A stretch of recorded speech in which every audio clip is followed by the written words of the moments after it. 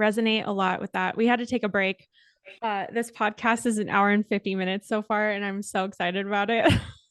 Yeah, But it's a good conversation, and I'll just kind of put a bow on the idea of why I'm so thankful, because a lot of the hardships that I've had to go through have led to things that have created an ability within me, an innate ability of empathy, because of the stuff that I've had to go through, that is ultimately going to make me a far better clinician to be able to help mhm. the people that I want to help with.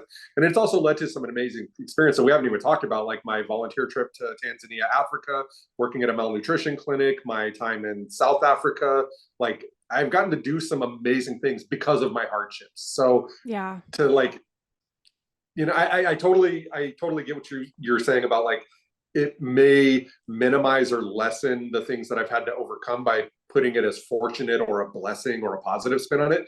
But I counter that with, like, I've gained so much knowledge and empathy and ability to be the best clinician that I can possibly be by going through the stuff that I had to go through. And it's just given me an opportunity to see the world in a way that I would have never gotten to see the world. So, Right. Well, and I wanted to choose a right word that would bring all of that together without negating your experience and your hardships and the things that you have been through, because not only is it inspiring to hear about, but all of these life experiences are things that you can draw from to help make you a stronger practitioner, but also just a more empathetic human being, like you said. So I think that you said it beautifully, and I resonate very deeply with it, because I feel the same way about my experience and yeah. what it can allow me to bring to the table when I go to do hard things, like, I don't know, get a PhD. I did a PhD. Yeah. So I think this is a great place to ask you to tell me what you think the most important thing is for someone who is applying to your program, because I really liked your answer and I want you to share it with everyone. My answer for applying to UW, or just a PhD in general? I don't remember. Your program, only because it's relatable to you, and it's like you don't know about other programs because I you're don't. not in them. So And to be completely honest, I honestly don't remember what I said in that answer. I was writing it while I was doing research at the same time. Like, I was focused on the question and, like, I answered it truthfully, but I don't honestly remember what I put in the moment. But I'll well, just say, let me read it to you. How does that yeah, sound? please do.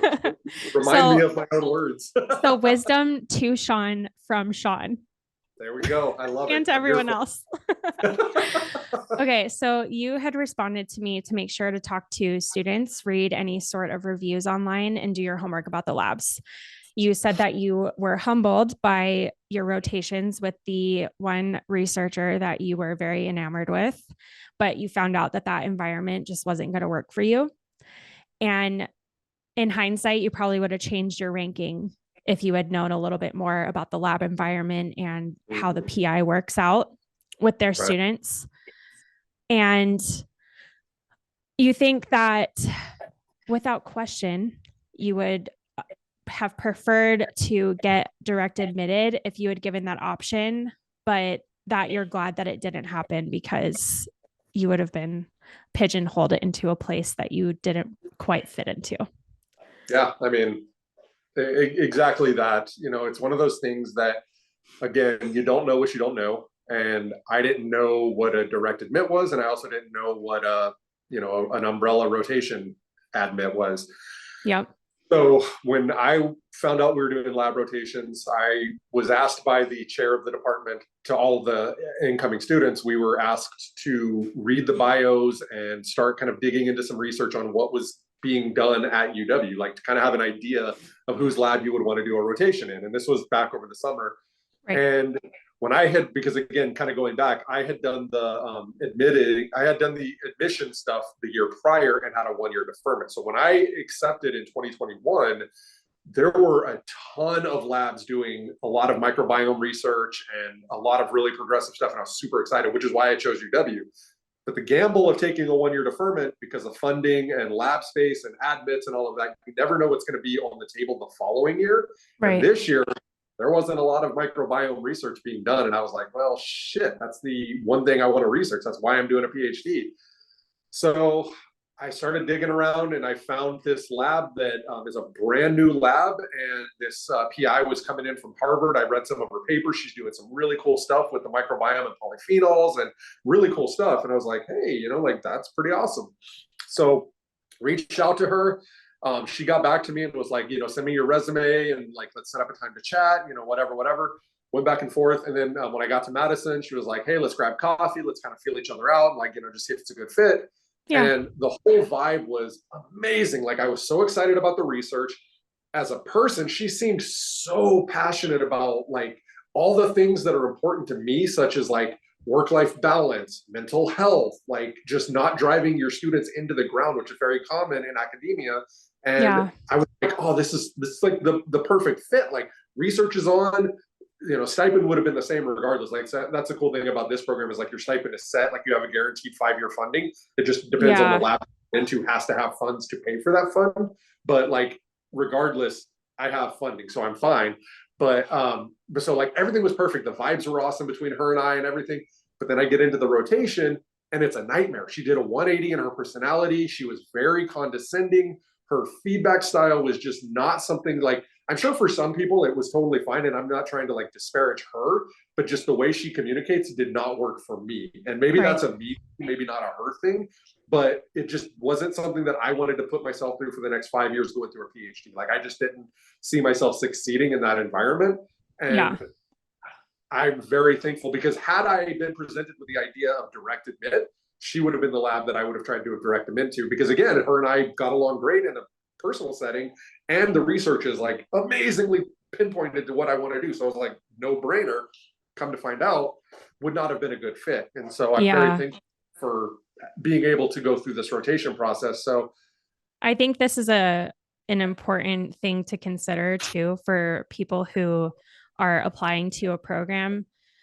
You have to come into these interviews with the intention and the understanding that the person on the other end is going to meet you with their best behavior because 100%. They want to put their best foot forward. They want you in their lab. The reason why they're even showing any interest is because you have experience that either they need to capitalize on in their lab, or you already have the background experience that they would need to drive a project that they have, or you have other attributes that would tie into a new project that they're facilitating. So, yeah, 100%. And so, yeah, I didn't really think about it that way. Like that makes total sense. And like in hindsight, obviously that's what's happening. And obviously it's an interview two-way street, right? They're interviewing me just as much as I'm interviewing them. Right. I didn't treat it that way. Like for whatever reason, call it naivety. I don't know. Like it was just like, I didn't know that that was what was going on. It's easy to be awestruck by someone who has. I understood that like she was putting a good foot forward. Like I totally understood that part, but I didn't realize that it would be that drastic of a difference in the personality. Like not only like the personality, like per se, but also like just her view of what the things that she said meant, right? Yeah. Like from a work-life balance, from a mental health aspect, from a communication standpoint, she said all the right things. And, you got to take some of this at face value, that they're being at least forthright and honest, that they're not lying to you. They may be like spinning it a little bit, but like at least that, they're saying true things. Well, then, and I don't know if she was necessarily, lying to you. No. I do think that those things are important to everyone. Everyone has the intention of having a work-life balance and prioritizing mental health. But at the end of the day, these people have a lab to run. And I think, absolutely. Just based on what you've told me about the situation and everything, it just seems like the driver is obviously the research and not necessarily the person facilitating the research.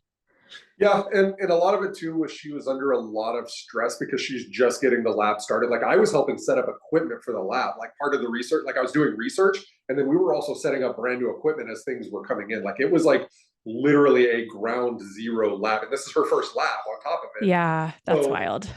There was just a lot of, and a lot of it I'm sure was, just undue stress on her because she was being pulled in a million directions. Right. But that again, like that comes down to if I get into that lab and I'm doing the research there, then like these are all red flags that are going to say she's not going to be very like focused on helping her students come along at the start, right? Because she's going to be pulled in so many different directions. She's always in meetings trying to get everything established. She's just getting established in the department, so she has no like seniority. So she's the bottom of the barrel as far as like getting tasks thrown to her, like Right. from the top. So just from like a what I need standpoint, it just was not a good fit. And that's not detrimental to her. Like I said, her lab is going to be phenomenal. They're going to do amazing things and nothing negative to say about that. It's just the situation that I need a little bit more hand holding in the beginning in that respect. Like I need a more established PI that can kind of guide me a little bit more, that I Yeah. think she's not going to be in a position to do. And again, not to her fault. She's just getting a lab off. She's got a billion things on her plate. She doesn't have time to necessarily babysit, incoming students. So she wants more established students. And I've been away from bench science for 6 years while I was getting my master's, while I was doing my dietetic internship and all of that. So like, it's all like relearning that language that I just need a little bit like slower pace at the beginning. Once I get going, I'll be fine because I know all the stuff. It's just buried deep in there. And I've had a lot of stuff compounded on top of it that I got to just find where I hit it. But like, sure. Just from a communication standpoint and from like a practical standpoint, it was just her communication style. She's very quick to like show her frustration. And that sends me into a negative, like defensive standpoint when like we're having a conversation and she like snaps at me because I'm not getting it quick enough, even though she's not explaining it in a way that makes sense to me. She's just repeating the same thing over and over again instead of changing the way she's explaining it. And I'm not getting it the way she's explaining it. That like, it was just a clash of, personalities, and I become very defensive, and I am a very stubborn defensive person. And so, that was just like, it just wasn't working, from that perspective. And so again, no detriment to them. It was just a great experience for me to realize that's not what I need to be successful in this role. Not anything negative to her, not anything negative to me. It just wasn't a good fit, and that's okay. But that's what the is to do. Yeah, it's such an important thing to recognize, though, is that this all was a learning experience to get you to the point where you understood what you needed from this experience and what you are expecting from a lab that you choose. And I think this experience will allow you to communicate that more clearly to the person who does ultimately become your advisor. Oh, absolutely. Absolutely. Yeah, it's tools in the toolkit I'm getting, and I'm thankful for all of it. Like it's a bummer that like it didn't work out, from, just a practical standpoint, because I was really excited about it. And even the project that I got to do in that rotation was so fascinating.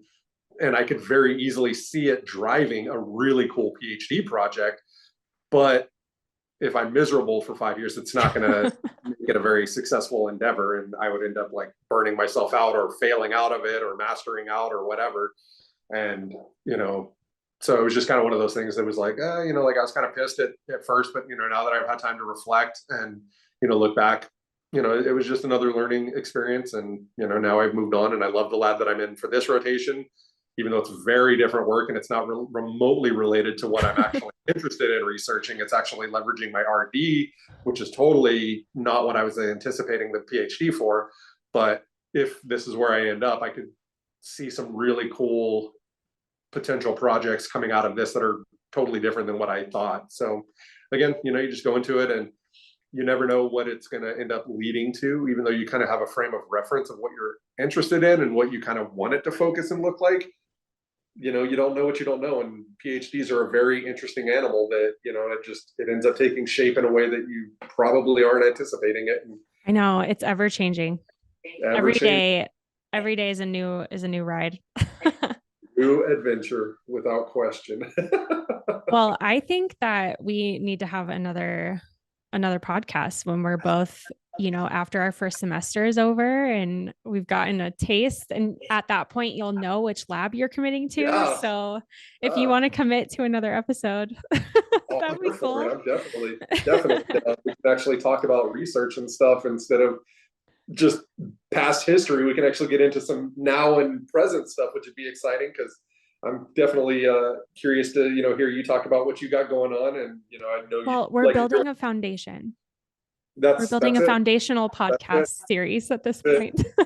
The layers, one layer of bricks at a time. Exactly. I mean, that's how we have to work as scientists anyway. That's it. That's Okay, it. well, I have one more question before I Uh, let you go. Also, thank you in advance and after the fact for spending this much time with me. It's been really Oh no, fun. it's been fun. It's been fun. I love talking and sharing my story, so I'm here for it. I appreciate it. Okay, so last question before I let you go. Who are you when you are not at school? Oof, who am I? So that is a an interesting question because I identify so heavily because it's been such an integral part of who I am for so long now. I've been in school since 2010 and it's almost 2024. So being a student is kind of who I am to my core. Um, but it's kind of one of those things when you try to disconnect. I love to get into things like physical challenges, like I like endurance racing. I love doing marathons and things like that. I love going for runs. I love working out, and obviously as a personal trainer for a number of years, so that definitely plays a big role in who I am outside of school, as well as inside of school too. Like I think that health and fitness and health kind of go hand in hand. So I think it's just kind of a natural pairing to just kind of be in that space. But I'm a very introverted person. I used to be very extroverted and go out and like socialize and party and this that and the other, but now I'm like very homebody. I don't do a lot of stuff just because I'm so tired, partially because I'm an old man, and so doing all of these things that I do just makes me really tired because I'm 43 years old, and doing the stuff that I do is not typically done by 43-year-olds. I think But being in your 40s is not old enough to call yourself an old man. Just saying. I I feel like it some days, and then some days I'm like, I'm not really that old. And I mean, at the end of the day, I'm really not that old, but like, it's still like comparative to my peer population, it's like double their age. I'm literally old enough to be most of their dads. Like, that's just weird. But Right. it's just like when you're burning the candle the way that you do in a PhD or going through education, higher education, whether it be the dietetic internship, my master's, undergrad, whatever. Um, it's not typically done by people this age. This age, it's typically you work 9 to 5 and then you come home and you relax in the evening and spend time with your family. And then you do things on the weekend that are totally disconnected from, work or whatever. I don't really have that. I'm kind of burning the candle at both ends 24/7, 7 days a week. And so, it's one of those things that, I'm slowly trying to get private practice up off the ground because, again, I am a dietitian, and because I was able to navigate that and get into my why, I'm trying to build a business where I'm going to be able to actually help people, which is why I got into doing what I'm doing in the first place. So that takes up a lot of my free time and just trying to explore how to build out a business, how to do so in a way that will allow me to still continue doing my PhD. So essentially creating a business that's by design a part-time job, not a full-time job, which is very weird for entrepreneurs to try and do. Yeah. So, it's very interesting to kind of navigate that process. And so that eats up a lot of my external time away from school, which in a way really isn't disconnecting from school because I'm still applying all the stuff that I'm still learning and, all of that. Um, so yeah, I mean, I'm a clinician, I'm a dietitian, I'm an avid runner, I'm an avid weightlifter. I watch a lot of TV, probably way too much TV, but that's just like my disconnect. That's my way to turn off the brain is mindless TV in the background, lots of sports, things like that. But yeah, Yeah, I've just turned to Netflix, so I feel you on that one. yeah. I mean, at the end of the day, I'm just kind of a boring old man when it comes to not being a student because I have to save so much energy for doing PhD stuff that I'm just like, I come home and relax, and that's kind of it. And then I dig around and try and build out my business, which I guess really isn't that easy of a task. So I'm really not like, I know. I was going to say that doesn't sound exciting, or it sounds exciting. It doesn't sound relaxing. it is relaxing in the sense that it gives me the fulfillment to know that I'm building something that's going to allow me to do what I got into this for. So in a way, it's relaxing in that regard. But from a practical standpoint, it's the furthest thing from relaxing that you can imagine. Yeah, I think when you were telling me about like burning the candle at both ends, the thing that came to mind was trying to slow the burn on the hobby end because the PhD end is going to keep burning at the Oh pace yeah, that it is already. So yeah. the slower you can burn your hobby without letting it fizzle out completely, I think that's the ticket to longevity in Oh, 100%. academia. 100% agree. Problem is, And though, who are we talking? Because we're just starting this process. We haven't even I know, gotten yeah, it yet. we're still amateurs in all of this, so we don't even know what we're talking about yet. So yeah, no, I totally agree. But yeah, we'll reconvene at the end of the semester and see where we land and have another conversation about all the nonsense that we've endured from then to now, or now to then, I suppose. Yeah, I'm looking forward to it. Before we wrap up, how can people get a hold of you? What do you like to do to connect with others? I've got several Instagrams because I'm one of those weirdos that likes to delineate things and have things in their own little neat little buckets instead of. You are in great company, my friends. I have 4 Instagrams right now. That's awesome. I have 3. I've had as many as 5 before, but right now I have 3. I've got a personal one. I've got one that's related to my registered dietitian business, and then I just recently started one kind of focusing on the PhD side. So I have an academic one as well. Actually, I'll pull out my phone so I spell my usernames correctly because. Well, I'll have it in the description box in the YouTube video, but just for people who are listening, throw it out there. It's Mosaic Mind Nutrition with some hyphens and dots in there that'll be in the caption. That's my dietetics one. My school one is NutriSci Guy PhD, and then my personal one, I don't even really use that one very often. It's just kind of there. And then I'm in the process of building out a YouTube channel that's going to kind of tie into both the PhD and the business, the dietitian business, where there's going to be a lot of nutrition science education, as well as from the business side, cooking stuff, because I love to cook, and food is kind of the language that we speak in nutrition. And so I think kind of facilitating those two hands together is kind of a natural pairing. So I'm in the process of adding that to my plate as well and building that out. And who knows, maybe I'll start a podcast just to try and be cool like you as well. I hardly view this as a cool thing, but I mean, it's fun. I really do enjoy getting to outwardly process what's happening in real time. And these videos are easy to edit because it's just me sitting in a chair. Yeah. And really, if I wanted to, I could keep all of the bloopers in because I do like very minimal editing, but I still have to listen to the whole thing to like, cut some weird things out. But like when I make weird noises or if there's a train going by or whatever. But Yep. It's been fun. I think it's what I'm noticing from both of us is that we have a nice balance of the time that we're spending in the lab and at school and the things that we are still using to tie our minds and our bodies to a hobby that is balancing that juxtaposition between using your brain and not using your brain. So, well, thank you so much, Shawn. It's a pleasure to have you here. I am really looking forward to our next conversation. And until then, I'll see you all later. Awesome. Thanks for having me.